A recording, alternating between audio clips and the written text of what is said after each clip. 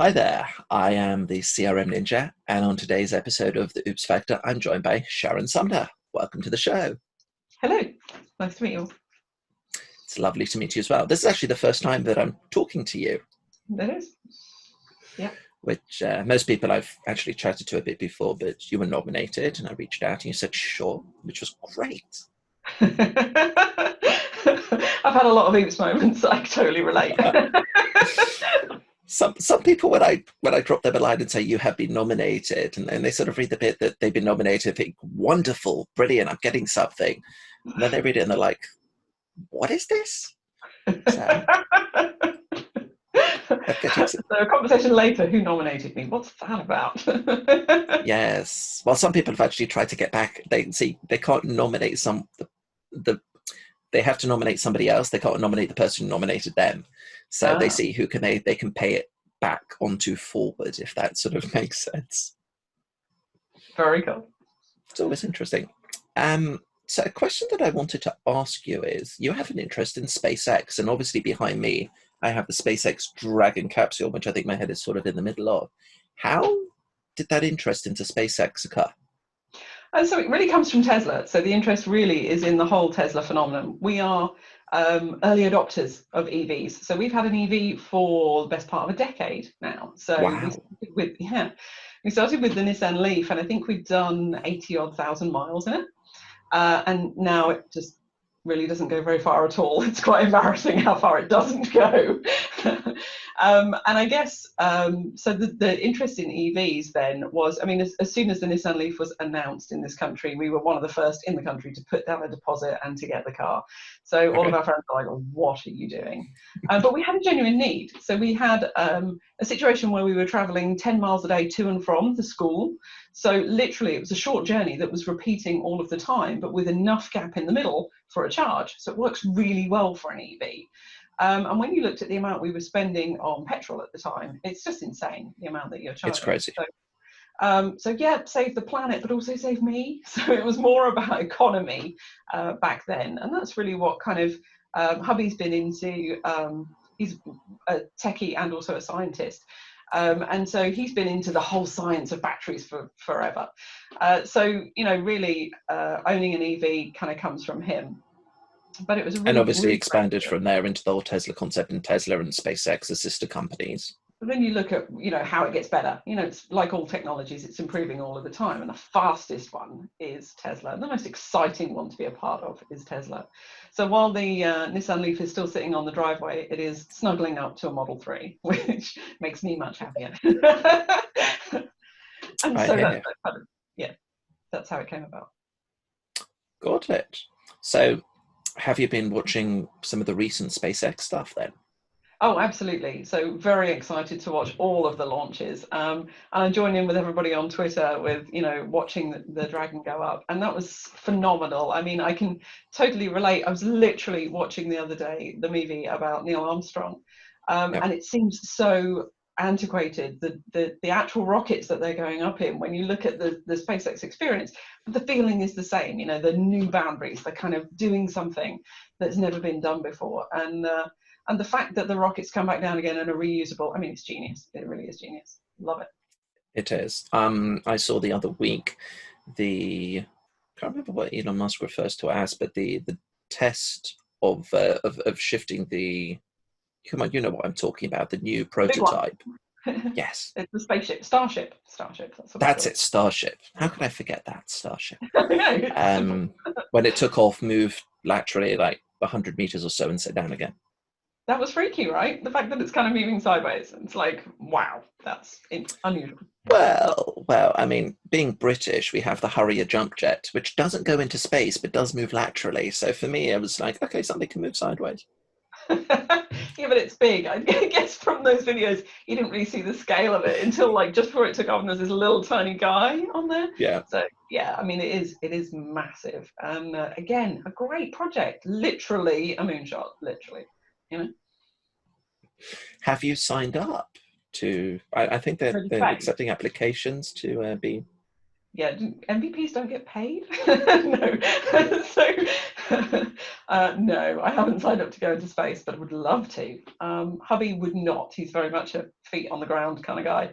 But I've always wanted to, jump out of airplanes and stuff. I'm way more adventurous than he is. So yeah, I'd love to go.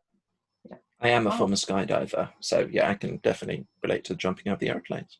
Yeah, I'd love to do it. Never have done it. Closest I've got is abseiling. So yeah, love it. It's not quite the same experience, but Yeah, a little bit more free fall. That's what I'm looking for. Yeah, we have a deal. I it's don't jump out of an aeroplane. He doesn't get a motorbike.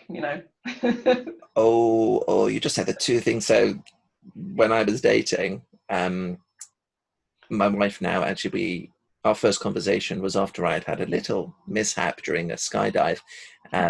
Well, not during the skydive itself, on landing. Physics took over, and the deal was that when children came along, I wouldn't skydive again, but I could keep my motorbike. So, She's very lenient. Yeah, well, no. she has a load of family who are bikers as well. So I've got the motorbike. I still take it, and occasionally, not as often as I'd like to, with the kids in work and community and stuff. But it's a lot of fun, and I miss skydiving.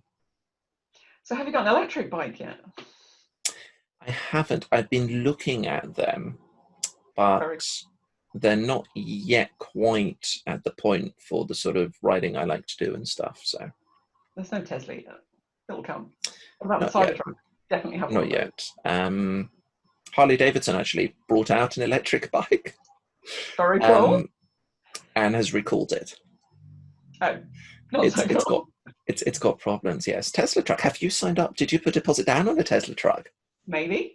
They can't actually Okay. have them in the UK. This is the problem for us. Oh, Apparently our roads won't support them. But that's yes, a I would shame. love to have a Cybertruck. I did watch the launch of it. Yes, me too. I watch every launch. But, Okay, you watch bit of a it. fangirl. I'm sorry. I'm a small fan compared to you. So Fan, shareholder, everything. so what story do you have to share with us today?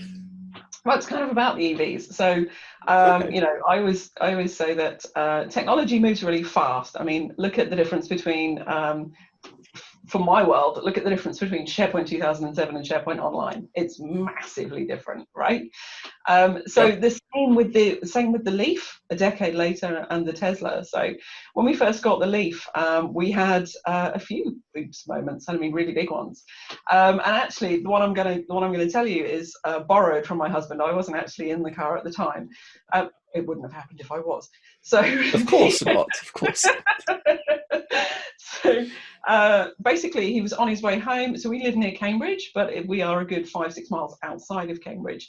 Okay. And so on the way home, he realised that the mileage was not going to get him home in the Leaf. So the Nissan Leaf was a 110-mile range when we first got it.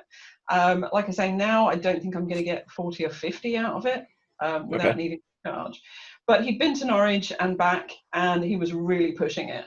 And he realised that he was going to need to go to Cambridge to one of the car parks to charge. Okay, so it's about Okay. midnight. It's winter. It's cold. And he got to the traffic lights just before the parking establishment that had the plug-in charger for him, and he realizes he's on fumes at this point, right? He's literally I chancing like it. the way you say fumes. It's an electric car. There are Well, no okay. fumes at all. You can relate. I could relate to it. He's on sparks at this point. Let's go with that. and he sees where he needs to be, but the traffic lights. It's midnight. There is no traffic in Cambridge, but the traffic light goes red, and he can't go over a red light. His brain just won't let him do it. So he stops at the red light, and the poor car cuts out. It's not going to go any further. There's no more charge left to be had. So this was a really big oops moment for him. Fortunately for him, and it kind of just adds to the story, there was a lady behind him who was a bouncer. She was a very large lady. She helped him push the car to the car park ramp, where he managed to get an extension lead and plug it in. But of course, then with it being extremely cold, he then had to sit there for maybe 3 hours in the cold to get enough charge to get back home again. So thank God EVs have come a far cry from that. I mean, the Tesla gets us a good 200-300 miles on the clock. So it's massively different. you know, I in was the going same to way. ask if he had a very long extension cable to go from the light to the You did, and charger. you had to back in the day. I mean, there was a service where you could call out the equivalent of the AA, but you know, we all know that 3 hours at midnight is probably about right for the AA anyway, right? So That his is true. chances were he wasn't going to get a call out, and yet he was so close to home. And being the believers that we didn't have a second car at the time, so there was no going and rescuing him at all. So he was literally stuck and stranded and in quite a big oops moment. But there you are. That's what being an early adopter gets you. You get to live all of the problems that the next generation don't One of that thrilling life on the edge. have. Bleeding edge of EVs. Yes. Lots of jackets in the car and blankets in the boot. Yes. Yes, yes. Technology can be a double-edged sword, you know, to be the very early adopter because you're obviously the first with it, but Yeah. then you get to suffer some of the things. I remember, I'm going to be very careful here.